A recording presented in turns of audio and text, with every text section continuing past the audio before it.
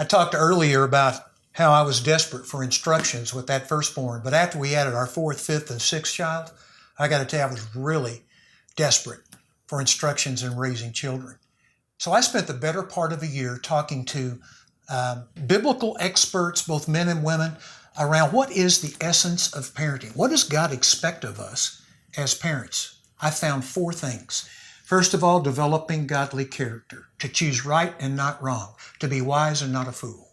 Second of all, He wants us to train our children in how to love God, how to love our fellow human being, and how to forgive. Very, very important.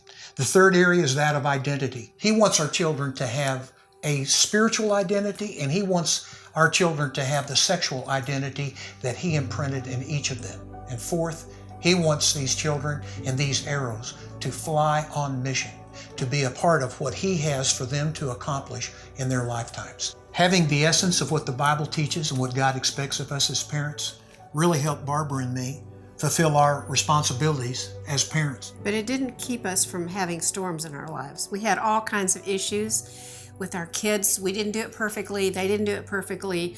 There were lots of things that happened along the way that we were unprepared for. But one of the things that we did learn is how important it was to have a firm foundation.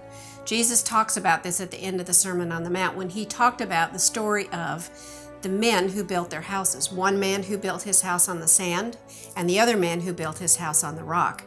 And if you know the story, you know that both of them were hit by floodwaters. Both of them were hit with strong winds. And one house collapsed and the other was standing.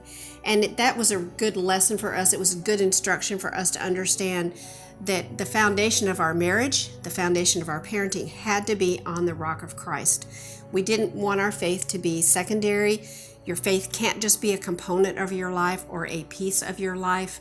Your faith, your relationship with Jesus Christ has to be the center of your life, of your marriage, and of your family. And if you want to master the art of parenting, then you need to meet the master who created the art of parenting. Almighty God designed you and your children, and He made you as spiritual beings to relate to Him through the person of Jesus Christ.